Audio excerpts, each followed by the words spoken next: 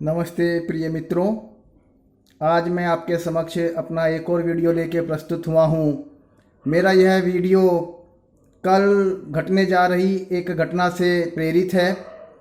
यह घटना ऐतिहासिक होगी यदि इसका निर्णय उस पक्ष में आता है जो भारत का विकास करने वाला है, भारत की समृद्धि को जागृत करने वाला है।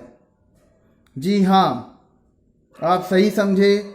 कल माननीय न्यायालय में भारत वर्ष के नाम को लेकर एक याचिका के संबंध में एक अदालती फैसला आने वाला है, जिसमें केंद्र सरकार को भारत का नाम इंडिया से बदलकर भारत रखने पर विचार करने को कहा जा सकता है, अथवा उस याचिका पर विमर्श करके आने वाले समय में हम भारतवर्ष को भारत नाम से ही जानें और अंग्रेजी में भी उसे इंडिया ना कहकर केवल भारत नाम से भी अभिहित करें।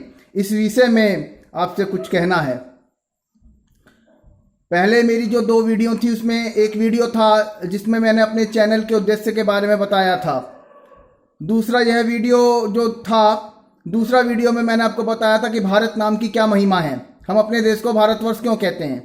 तीसरा मेरा ये आज का वीडियो है जो ये आपको बताने का प्रयास करता है कि आखिर नाम में रखा क्या है।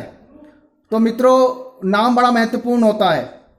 आपने देखा होगा कि हम लोग अपने जितने भी नाम रखते हैं अपने धर्म ग्रंथों से प्रेरित होकर रखते हैं, अपने महापुरुषों से प्रेरित होकर रखते हैं, और जैसा हमारा नाम होता है वैसा ही हमारा आचरण भी होता है और वैसे ही हमारे विचार भी बनते हैं।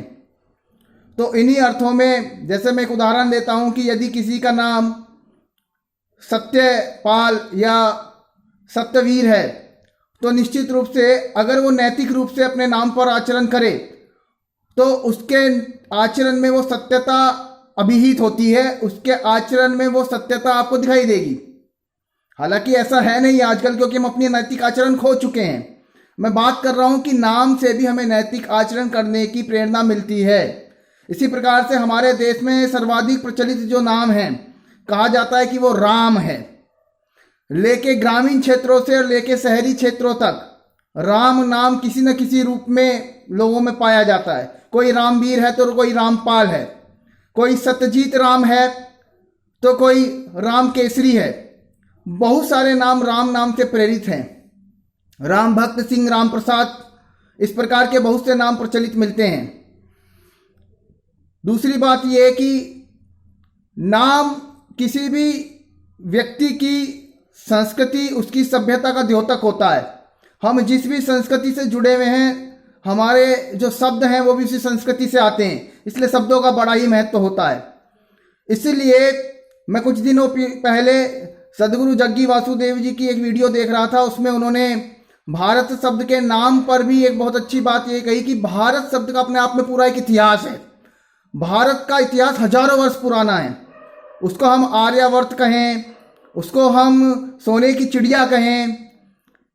हिंदुस्तान तो बहुत बाद में आया। एक प्रकार से जब मुस्लिम लोग हमारे देश में आए तो हिंदुस्तान नाम प्रचलित हुआ, हिंदुओं का रहने का स्थान यानी हिंदुस्तान। लेकिन जो इतिहास में प्रसिद्ध नाम है वो भारतवर्ष ही है।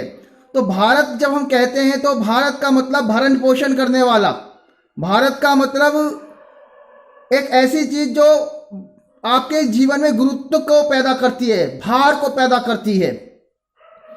तो यदि हम अपने देश को भारत नाम से जानते हैं तो हम निश्चित रूप से अपने उस देश की संस्कृति और अपने देश के सनातन इतिहास के प्रति भी हम रुचिपूर्ण हो जाएंगे। इसलिए अंग्रेजों ने हमें एक ऐसा नाम दे दिया इंडिया, जिसका कोई अर्थ ही नहीं है।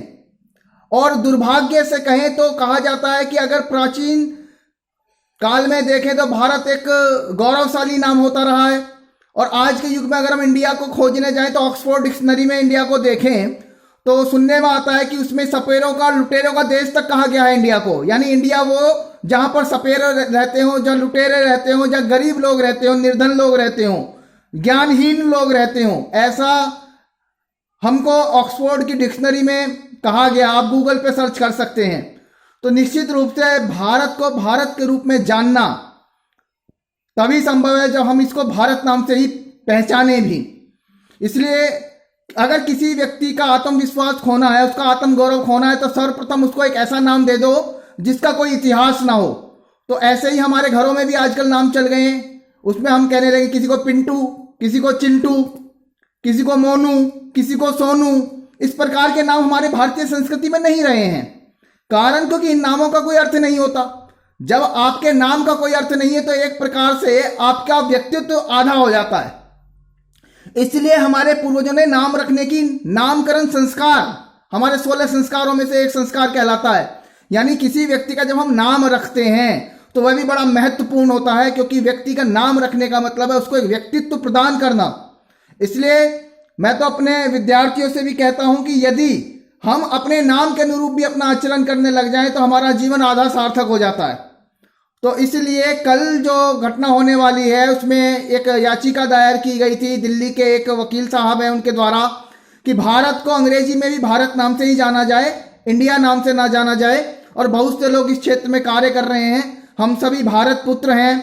कुछ लोग कर्मशील भारत पुत्र हैं और कुछ लोग अकर्मशील भारत पुत्र हैं।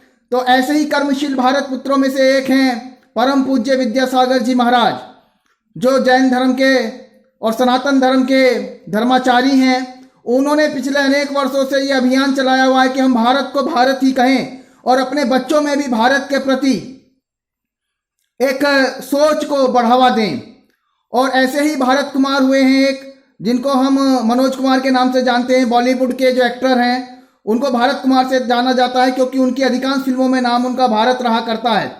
और उनका एक गीत है, बहुत ही सुंदर गीत है। अगर हम भारत देश के बारे में जानना चाहें, अपनी संस्कृति के बारे में जानना चाहें, तो आप समझ भी गए होंगे मेरा इशारा किस और है।